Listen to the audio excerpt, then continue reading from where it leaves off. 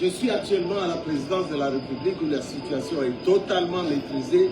This is the presidential complex in Chad's capital in N'Djamena, where security forces say they've prevented an attempt by armed fighters to storm the building.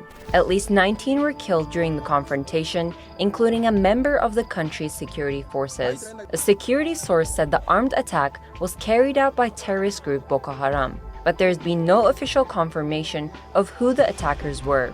Government spokesperson Abdurrahman Kulamallah confirmed that President Mohamed Idris Deby was at the palace during the attack. Since 2015, Chad and Boko Haram have been locked in a conflict that has destabilized the Lake Chad region in the west of the country.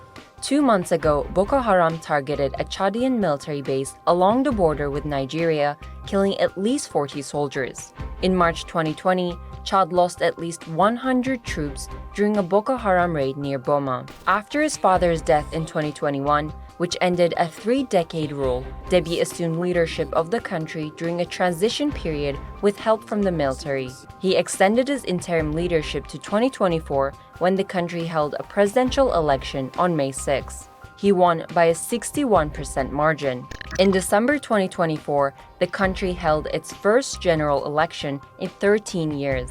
Its results were highly contested, had a low turnout, and there were allegations of fraud. The opposition also boycotted voting, claiming that the entire voting system was rigged. Despite this, the government marked it as a milestone to end military rule.